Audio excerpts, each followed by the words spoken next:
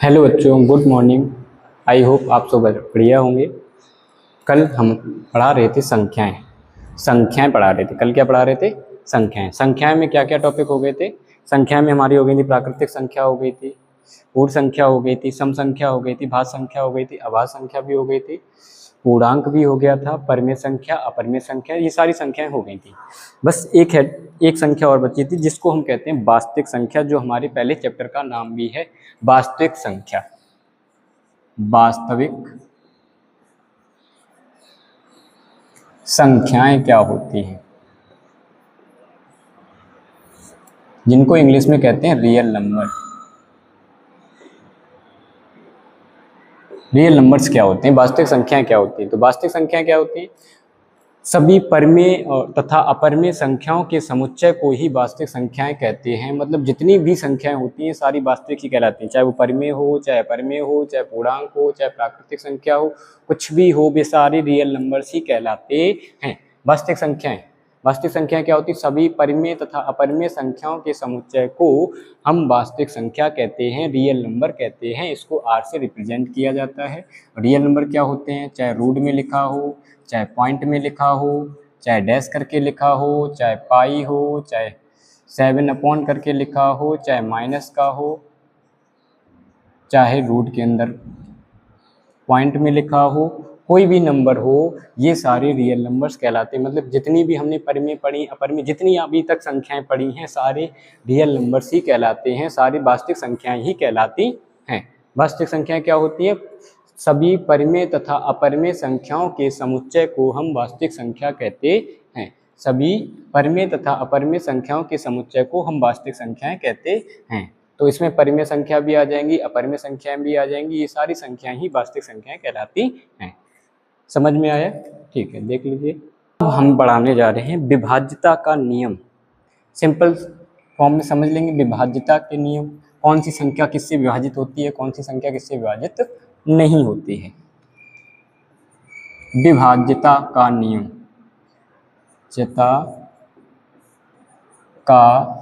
Divisibility rule, जिसको हम कहते हैं डिविजिबिलिटी रूल। विभाज्यता का नियम, डिविजिबिलिटी रूल, मतलब भाग चले जाने का नियम क्या होता है? सबसे पहले होती है 2 से विभाज्यता का। किससे? 2 से विभाज्यता का नियम। 2 से विभाजित, 2 से कौन सी संख्या विभाजित हो जाती, मतलब 2 से कौन सी संख्या में भाग चला जाता है, किस किस संख्या में भाग चला जाता है। तो इसका नियम क्या होता है, इसका रूल क्या होता है? वे संख्याएं जिसके लास्ट में 0 हो, वे संख्याएं जिसके लास्ट में या तो 0 हो, या 2 हो, या 4 हो, या 6 हो, या 8 हो। 0, 2, 4, 6, 8 हो। अगर कोई भी नंबर है उसके लास्ट में 0, 2, 4, 6 और 8 है तो वो संख्या 2 से डिवाइड हो जाएगी, अदरवाइज वो संख्या 2 से डिवाइड नहीं होगी। कोई भी नंबर है जिसके लास्ट में 2, 4, 6, 8 या 0 लिखा हुआ है तो वो संख्या जो है वो 2 से डिवाइड हो जाएगी। वो संख्या जो है 2 से डिवाइड हो जाएगी। ठीक है। अच्छा, इसके बाद देखिए, उदाहरण के तौर पे समझ लीजिए। उदाहरण में जैसे है हमारी 5, 7, 3, 2, लास्ट में कितना है? 2 है, मतलब ये 2 से डिवाइड हो जाएगी। लिखा है 5, 7, 9, 0, लास्ट में 0 है, मतलब ये भी 2 से डिवाइड हो जाएगी। लिखा है 1, 3, 0, 1, 3, 0 की जगह 4 कर लो। या लिखा है 3, 8 लिखा है, लास्ट में कितना है? इसके लास्ट में 2 है, इसके लास्ट में 0 है, इसके लास्ट में 8 है, इसके लास्ट में 4 है। मतलब जिन संख्याओं के लास्ट में 0, 2, 4, 6, 8 होगा, लास्ट वाले अंक में वो संख्या 2 से पूर्ण रूप से डिवाइड हो जाएगी, उसमें 2 का भाग चला जाएगा। समझ में आई बात? अगर कोई भी नंबर है उसके लास्ट में 0 है, 2 है, 4 है, 6 है और 8 है तो वो संख्या 2 से डिवाइड हो जाएगी, अदरवाइज वो 2 से डिवाइड नहीं होगी। इसके बाद आता, जैसे कि उदाहरण के तौर पे लिखा है 5, 7, 9, इसके लास्ट में 9 है, मतलब ये 2 से डिवाइड नहीं होगी। 3, 9, 4, 1 लिखा है, इसके लास्ट में 1 है, तो ये भी संख्या 2 से डिवाइड नहीं होगी। ये भी संख्या 2 से डिवाइड नहीं होगी। 2 से संख्याएं कौन सी डिवाइड होती हैं? जिसके लास्ट में 0 हो, 2 हो, 4 हो, 6 हो, 8 हो, वही संख्या 2 से डिवाइड होगी। अदरवाइज वो संख्या अगर लास्ट में 0, 2, 4, 6, 8 नहीं है तो वो 2 से डिवाइड नहीं होगी। इसके बाद आता है हमारा 2 से विभाज्यता का नियम हो गया। फिर आता है हमारा 3 से विभाज्यता का नियम। 3 से विभाज्यता का नियम क्या होता है वो समझिए। अगर कोई नंबर के अंकों को जोड़ने पर वो संख्या 3 से डिवाइड हो जाए। यदि किसी, परिभाषा कैसे लिखेंगे वो समझ लो, उसके बाद समझा दें क्या होता है उदाहरण के तौर पे। फिर समझें कि यदि किसी नंबर्स के, यदि किसी संख्या के अंकों को जोड़ने पर, यदि किसी संख्या के अंकों को जोड़ने पर वह संख्या 3 से डिवाइड होती है, तो वह मतलब वो अंकों का योग जो है वो 3 से डिवाइड होता है, तो संख्या भी 3 से डिवाइड हो जाएगी। यदि किसी, एक बार फिर सुन लो, यदि किसी संख्या के अंकों को जोड़ने पर उन संख्याओं का योग जो है वो 3 से डिवाइड होता है, तो वो संख्या भी 3 से विभाजित हो जाएगी। उदाहरण के तौर पे समझिए, लिखा है 5, 7, 1 और 2 लिखा है, तो हमने इनको ऐड करेंगे।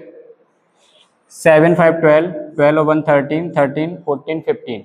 15 जो है वो किससे डिवाइड हो जाएगा? 3 से डिवाइड हो जाएगा। 15 के टेबल में 3 आता है, मतलब ये 3 से डिवाइड हो जाएगा, तो ये संख्या भी 3 से डिवाइड हो जाएगी। संख्या क्या है? 5, 7, 1, 2 है। डिवाइड करके देख लेंगे, 5, 7, 1, 2 है। डिवाइड करके देखेंगे, इसमें डिवाइड करेंगे 3 का, तो 3 बन जा 3, कितना बचेगा? 2 बचेगा। 7, 3, 9 जा 27, कितना बचा?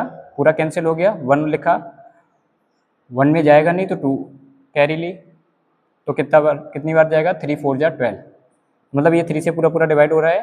तो कौन सा नंबर डिवाइड होता है? यदि किसी संख्या के अंकों को जोड़ने पर, यदि किसी संख्या के अंकों को जोड़ने पर वह संख्या 3 से डिवाइड हो जाती है, तो पूरा नंबर भी 3 से डिवाइड हो जाएगा। ठीक है, उदाहरण के तौर पे जैसे अगला लिखा है एग्जाम्पल, 3, 9, 1, 3, इनको ऐड करेंगे। 9, 3, 12, 12 और 1 13, 13 और 3 कितना हुआ? 13 और 3 16, 16 3 के पाड़ी में नहीं आता, तो ये संख्या 3 से डिवाइड नहीं होगी। करके देख लो, 3, 9, 1, 3 है, इसमें 3 का डिवाइड करेंगे, 3 बन जा 3 पूरा डिवाइड हो गया। 9 बार करेंगे, 3, 3 जा 9, 1 लिखा, 0 बढ़ाया, 3 लिखा, 3, 4 जा 12, ये संख्या पूरी पूरी डिवाइड नहीं हुई। क्यों? क्योंकि इसका जो सम आ रहा था वो 16 आ रहा था।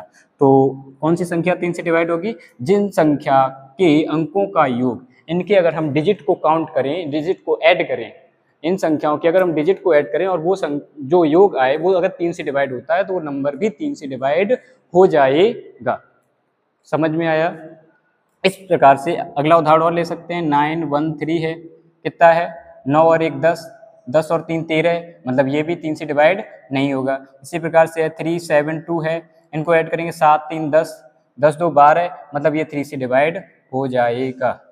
जिस संख्या के क्या होता है, जिस संख्या के अंकों का योग जो है वो 3 से डिवाइड हो जाए, तो वो संख्या भी 3 से डिवाइड हो जाएगी। उदाहरण समझ लिया?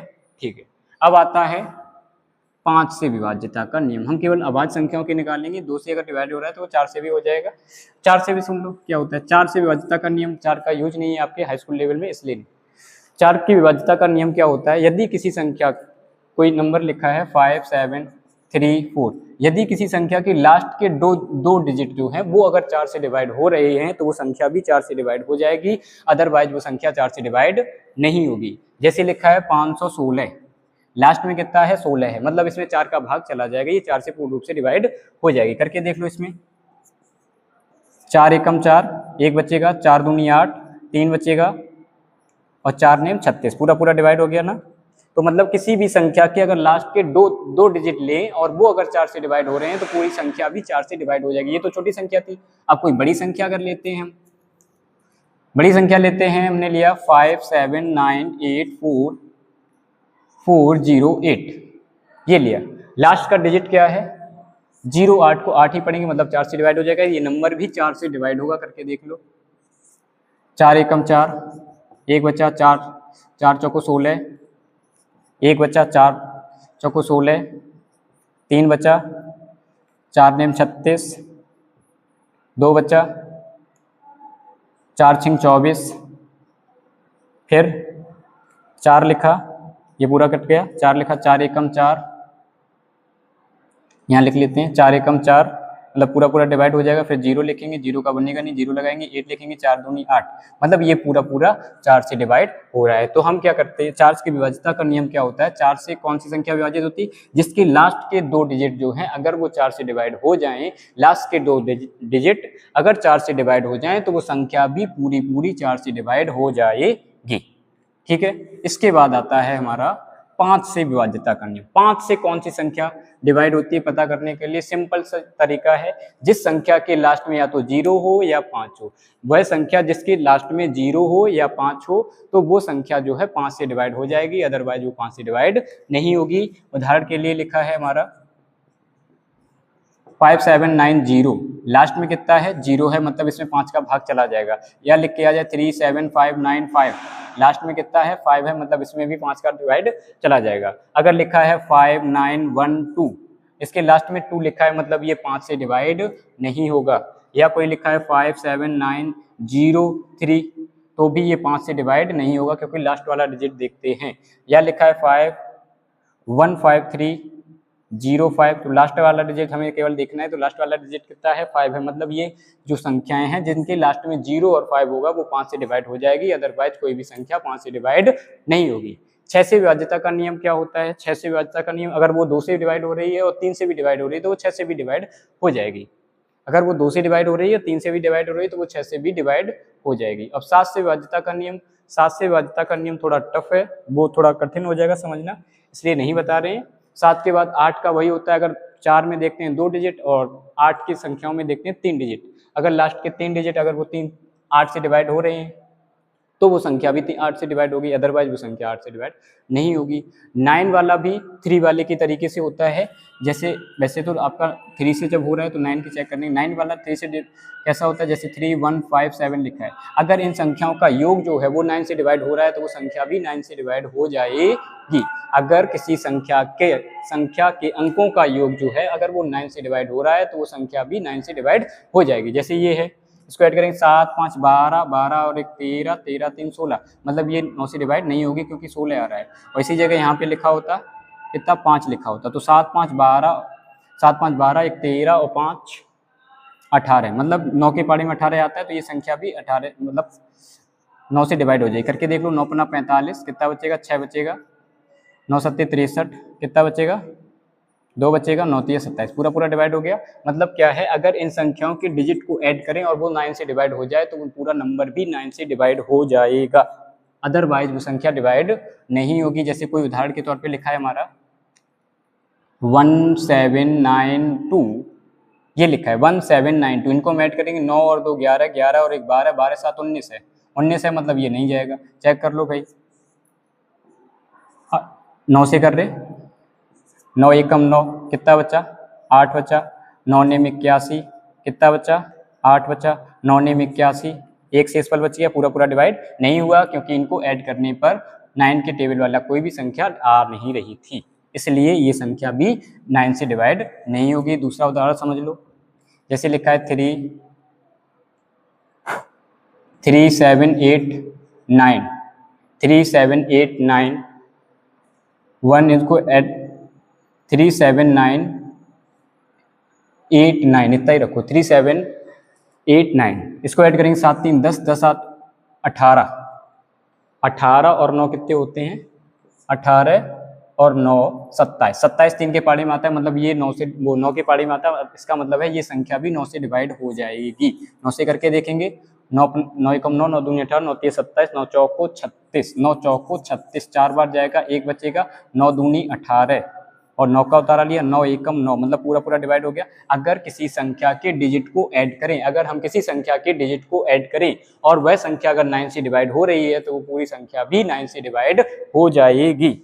10 का सिंपल सा होता है, अगर किसी संख्या के लास्ट में 0 है तो वो संख्या 10 से डिवाइड होगी, अदरवाइज वो 10 से डिवाइड नहीं होगी। या कह सकते हैं जो संख्या 2 से डिवाइड है वो 5 से डिवाइड है तो वो संख्या भी 10 से डिवाइड, सबसे सिंपल फंडा होता है 10 वाला, अगर लास्ट में 0 है तो वो संख्या 10 से डिवाइड होगी, अदरवाइज वो 10 से डिवाइड नहीं होगी। अब आता है 11 से विभाज्यता का नियम, किससे 11 से, ये और इंपॉर्टेंट है, सिंपल है, कंपटीशन में भी आ जाता है आपका।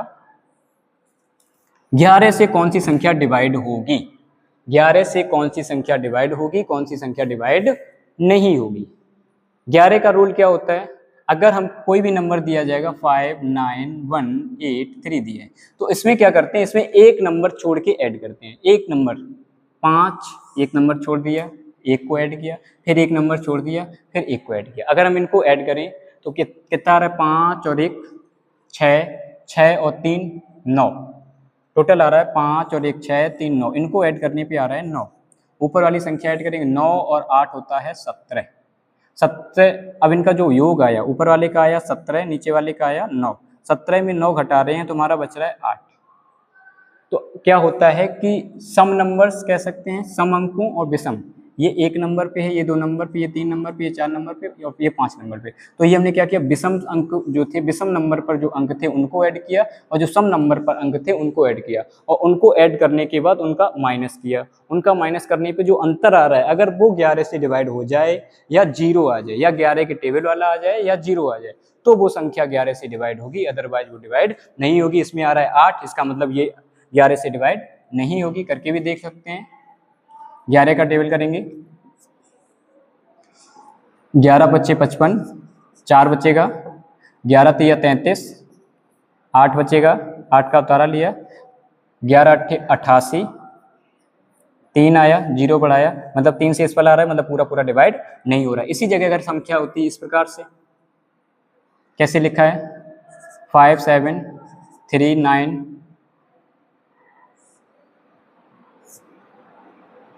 1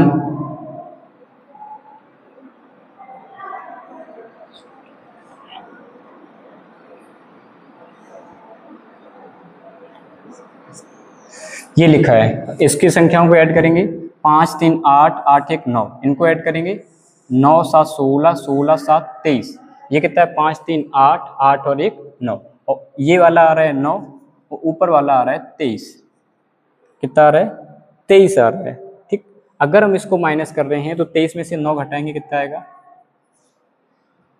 23 में से 9 घटाएंगे कितना बचेगा, 9 4 13 14 बचेगा। 14 11 के पढ़े में आता है, नहीं आता, तो ये संख्या भी 11 से डिवाइड नहीं होगी। इसी जगह यहाँ पर लिखा होता हमारा कितना, यहाँ लिखा होता 4, कितना लिखा होता 4, तो ऊपर वाली संख्या का ऐड कितना आता, ये तो 5 3 8 और 1 9 ही रहता, ये 9 7 16 16 4 20। अब 20 में से अगर हम 9 घटाते हैं, 20 में से 9 घटाते हैं तो हमारा आ रहा है 11, 20 में से 9 घटाते हैं तो आ रहा है 11। अगर ये देखो 11 आ जाए लास्ट में, या 22 आ जाए, या 33 आ जाए, या 44 आ जाए, या 0 आ जाए, तो माइनस करने पर अगर 0 आ जाए, 11 आ जाए, 22 आ जाए, 33 आ जाए, 44 आ जाए, माइनस करने पर तो वो संख्या 11 से डिवाइड होगी, अदरवाइज वो 11 से डिवाइड नहीं होगी। जैसे कि अब ये 11 से डिवाइड है, चेक करके देख लेंगे 11 से डिवाइड हो रही है कि नहीं हो रही है।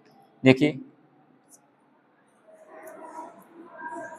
11 से करेंगे, 11 से स्टार्ट करेंगे तो क्या करेंगे, 11 पच्चे 55, कितना बच रहा है 2, 11 दूनी 22, कितना बच रहा है 1, 11 एकम 11, कितना बच रहा है 8, 11 सत्ते 77, कितना बच रहा है 4, और 4 का उतारा लिया, 11 चौको 44, पूरा पूरा डिवाइड हो गया। क्यों, हमने जब इनका चेक किया माइनस तो आ रहा था 11। तो जिन संख्या के क्या होता है 11 से कौन सी नंबर डिवाइड हो जाती है, कौन सी संख्या डिवाइड हो जाती है, वो कैसे पता करते हैं, अगर हम क्या करें, सम अंकों की, इस सम संख्या के स्थान वाले अंकों को ऐड कर लें और विषम संख्या के स्थान वाले अंकों को ऐड कर लें, फिर उनका आपस में माइनस करें। अगर वो माइनस अंतर जो है माइनस करने पे अगर हमारा 0 आ जाए, 11 आ जाए, 22 आ जाए, या 33 आ जाए, या कह सकते हैं 11 के टेबल वाला आ जाए, तो वो संख्या 11 से डिवाइड होगी, अदरवाइज वो संख्या 11 से डिवाइड नहीं होगी। समझ में आया, विभाज्यता का नियम यहीं तक है, 11 तक ही है। अब आते हैं गुणनखंड। गुणनखंड जो किए जाते हैं, क्या है गुणनखंड। गुणनखंड हमेशा, काफी बच्चे गलत कर देते हैं, गुणनखंड हमेशा जो होते हैं, क्या टॉपिक है गुणनखंड। गुणनखंड कौन सी संख्याओं से किए जाते हैं, पहले तो ये नहीं पता होता है। कभी के बच्चे देखते हैं कि 10 का है, 10 का 10 से सीधा कर देते हैं, 18 लिखा है सीधा 9 से कर दिया, कभी कितने से कर दिया। तो गुणनखंड जो होते हैं वो सदैव अभाज्य संख्याओं से किए जाते हैं। किससे किए जाते हैं, अभाज्य संख्याओं से गुणनखंड किए जाते हैं। अगर आप दो अभाज्य संख्याओं से छोड़ के किसी और संख्या से कर रहे हैं तो वो गलत माना जाएगा, आपका फैक्टर वो गलत माना जाएगा।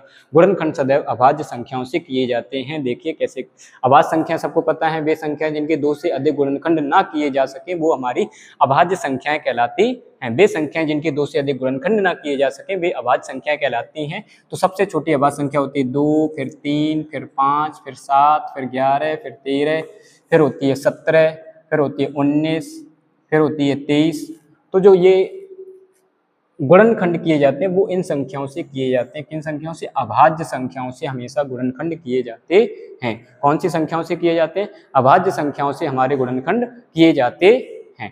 ठीक है, समझ में आया? किससे करेंगे? अभाज्य संख्याओं से। अभाज्य संख्या होती है 2, 3, 5, 7, 11, 13, 17, 19, 23। ये सारी कैसी संख्या होती? अभाज्य संख्या। इन्हीं के द्वारा गुणनखंड किए जाते हैं। ठीक, अब देखिए गुणनखंड करने का तरीका क्या होता है।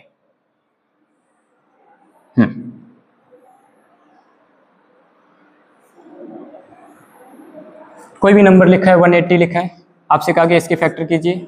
तो सबसे पहले हम देखेंगे लास्ट में कितना है, 0 है, मतलब ये 2 से डिवाइड हो जाएगा। तो 2 से डिवाइड करेंगे, 2 नेम 18, 0 आ गया।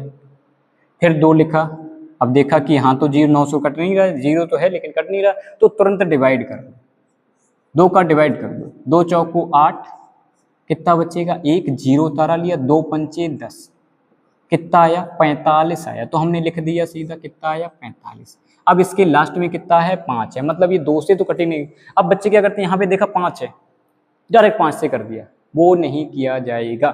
पहले हम किससे चेक करेंगे? अभी हमने बताया अभाज्य संख्याओं से 2, 3, 5, 7, जब इनसे ना हो तब आगे चेक करेंगे। तो 2 से तो अब नहीं होगा क्योंकि लास्ट में 5 है। अब किससे चेक करेंगे? अब 3 से चेक करेंगे। अगर 3 से भी ना हो तब 5 से चेक करेंगे, डायरेक्ट 5 से नहीं किया जाता, ये बात याद रखना। तो हमने देखा इन संख्याओं को ऐड करें, 5 और 4 9, 9 मतलब 3 के पहाड़े में आता है, 5 और 4 हो गया 9, 9 3 के पहाड़े में आता है, मतलब ये संख्या 3 से डिवाइड हो जाएगी। तो 3 से डिवाइड हो जाएगी, तो हम सबसे पहले अगर डिवाइड करना नहीं है, वो डायरेक्ट नहीं कर सकते, तो डिवाइड कर लीजिए। 3 एकम 3 आया, 1 बच्चा, 5 का उतारा लिया, 3 पचे 15, कितनी बार गया? 15 बार गया। किससे किया था? 3 से किया था, तो कितनी बार गया? 15। अब तो पता है ये 3 के पहाड़े में आता है, 3 पचे 15, 5 5 के पहाड़े में, तो 5। इसके फैक्टर क्या बनेंगे? 2 गुणे 2 गुणे 3 गुणे 3 गुणे 5, और लास्ट में 1 भी लिखा जाता है। ये बात याद रखना, इस प्रकार से फैक्टर किए जाएंगे। सबसे पहले छोटी संख्या 2 से, फिर 3 से, फिर 5 से, फिर 7 से, फिर 11 से, इस प्रकार से हमारे गुणनखंड किए जाते हैं। ये बात हमेशा याद रखना, ठीक है। इसके बाद अगर कोई इस टाइप से आ जाए, कोई अजीबोगरीब आ जाए जो समझ में ही नहीं आए किससे कट रहा है, तो फिर क्या किया जाए?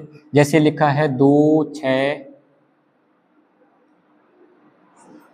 6 7, इसका करना है। ये अजीबोगरीब तो नहीं है, चेक करेंगे, 2 से तो कटेगा नहीं, क्लियर है, क्योंकि लास्ट में 7 है, मतलब 2 से नहीं कटेगा। इसके हमें गुणनखंड करने हैं, 2 से तो नहीं कटेगा। अब इनकी संख्या को ऐड करो, 6 2 8 और 7 15, 6 2 8 और 8 और 7 कितना होता है? 15 होता है, मतलब ये 3 से कट जाएगा। किससे कट जाएगा? 3 से। तो 3 से किया हमने, 3 सत्ते 3 सत्ते 3 सत्ते 21, तिरवट 24, तिरवट 24, 3 नेम 27, ज़्यादा हो जाएगा 24, 24 में से 6 जाएगा, कितना बचेगा? तिरवट 24, 24 में से वो 26 में से 24 जाएगा, 2 बचेगा, 2 करेंगे तो 3 नेम 27, ठीक। अब इसके बाद ये बचा 89, 89 किससे कटेगा? 9 8 17, मतलब 3 से तो नहीं कटेगा। फिर किससे चेक करेंगे? 5 से करेंगे, 5 से नहीं कटेगा। फिर इसके बाद हम किससे करेंगे? 7 से कटेगा, 7 एकम 7, 7 से भी नहीं कटेगा। फिर इसके बाद किससे करेंगे? 7 के बाद हम करेंगे, जब 7 से भी नहीं कट रहा, 9 से भी नहीं कट रहा है, तो अब इसका मतलब ये है, जब ये 2 से नहीं कट रहा, 3 से नहीं कट रहा, 5 से नहीं कट रहा है, 7 से नहीं कट रहा है, और फिर 11 तक जाएंगे ही नहीं, तो इसका मतलब ये 89 से ही कटेगा। अब आप कहोगे सर जी आपने आगे चेक ही नहीं किया, आपने डायरेक्ट कर दिया, 89 से क्यों कर दिया? आगे भी तो हो सकता है 13 से कट जाए, 14 से कट जाए, 15 से, किसी से हो सकता है ऐसे कोई संख्या हो जिससे कट जाए। तो इसको करने का सिंपल तरीका ये होता है कि मतलब अब ये कंफर्म हो गया अभाज्य संख्या ये किसी से नहीं कटेगी, 89 से ही कटेगी। ये अब आप कहोगे सर जी आपको कैसे पता चला कि ये अभाज्य संख्या ही है? हमें तो नहीं पता ये अभाज्य है। तो देखो क्या चेक करते हैं, ये दिखा है 89, ऐसा स्क्वायर लिखिए जो 89 के, हमें स्क्वायर लगभग पता होने चाहिए, तो इसमें ऐसा स्क्वायर चेक कीजिए जो इन दोनों इसके बीच में आए। तो एक तो होता है 9, 9 का स्क्वायर होता है 81, 10 का स्क्वायर होता है 100, मतलब इन संख्याओं के बीच में है। जब अब 9 का स्क्वायर या कह सकते हैं 10 का स्क्वायर इससे ज़्यादा है 89 से, तो मतलब हम क्या करेंगे, हम केवल 10 तक ही नंबर्स को चेक करेंगे। अगर 10 तक की संख्याओं से अगर ये नहीं कट रहा है तो समझ लो वो अभाज्य संख्या ही होगी, वो अभाज्य संख्या ही होगी। चेक करने का तरीका क्या होता है, इस संख्या जैसे 89 लिखा है तो 89 का हम ये देखेंगे 89 से बड़ा स्क्वायर कौन सा होगा, ऐसी संख्या बताइए जो इसके आसपास स्क्वायर आ रहा हो। तो तो 89 के पास में एक तो 81 आ रहा है, दूसरा 100 आ रहा है, तो हम बड़ा वाला लेंगे तो 100 आ रहा है, तो हम 100 कितने का होता है, 10 का होता है। 10 तक की ही संख्या चेक करेंगे, वो भी अभाज्य ही चेक करेंगे, 2 3 5 7, इसके अलावा कोई संख्या चेक नहीं करेंगे। अगर 2 3 5 7 से डिवाइड हो रहा है तो ठीक है, नहीं तो समझ लो ये अभाज्य संख्या है। ये बात याद रखना, ये बात इसी में बच्चे उलझे रहते हैं कि सर जी जो 89 से नहीं हो रहा तो कितने से करें, फिर कितने से करें, फिर कितने से करें, पता ही नहीं सर जी कहाँ हम 81 83 तक 63 तक करते हैं। नहीं, ऐसा आपको बिल्कुल नहीं करना है।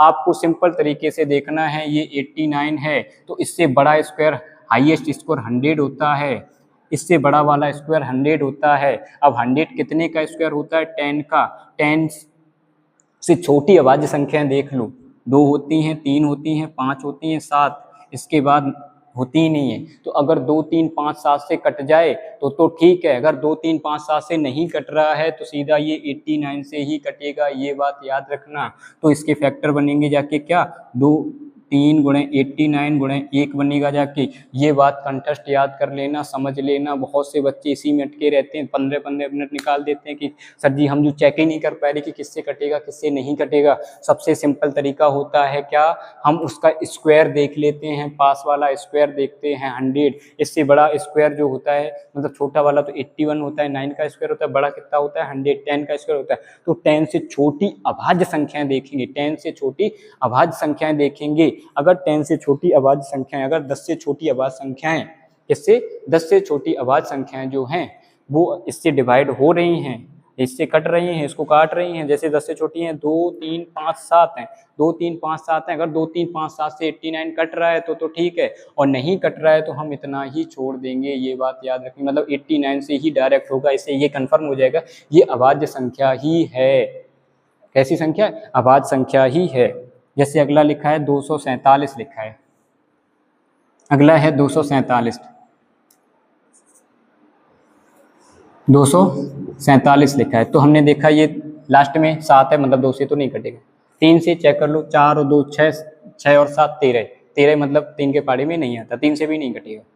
अब 3 के बाद जितना चेक कर पाते हो उतना कर लो, उसके बाद आगे देखेंगे। 3 से तो नहीं कटेगा, ठीक है। फिर 3 के बाद आता है 5 से भी नहीं कटेगा। 5 के बाद हमारा आता है 7 से करके देख लो, 7 या 21, 7 या 21 करेंगे 37 आएगा, 7 से भी नहीं कटेगा, ये 7 से भी नहीं कटेगा।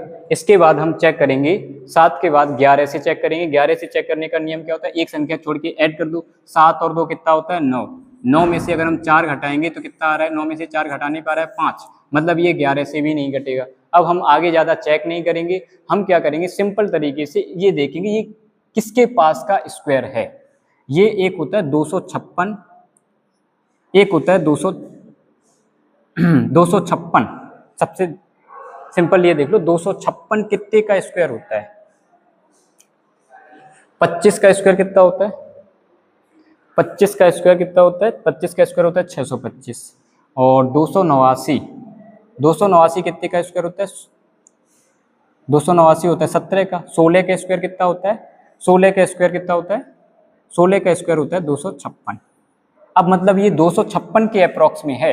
अगर 15 से छोटी सारी अभाज्य संख्या निकलो, 15 से छोटी अभाज्य संख्या 2 3 5 7, फिर आती है 11, फिर आती है 13, और इसके बाद कोई भी संख्या नहीं है अभाज्य संख्या जो इससे छोटी हो। तो 16 से छोटी अभाज्य संख्या को ही चेक करके देख लेंगे। अगर 16 से छोटी अभाज्य संख्या से ये संख्या कट रही है तो ये संख्या डिवाइड हो जाएगी, अदरवाइज ये अभाज्य संख्या है, ये किसी भी संख्या से डिवाइड नहीं होगी। चेक करेंगे, 2 से तो कटेगी नहीं, 3 से भी हम चेक कर चुके, 5 से भी कर चुके हैं, 7 से भी कर चुके, 11 से भी डिवाइड करके चेक कर चुके। अब 13 बचा, 13 से डिवाइड करके और चेक कर लीजिए। 13 का डिवाइड करेंगे, 13 एकम 13, कितना बचेगा, कितना है 247, 13 एकम 13, कितना बचा 11, 13 निम्मा 117, मतलब 13 से डिवाइड होगा सीधा। कितने से डिवाइड होगा, 13 से डिवाइड होगा।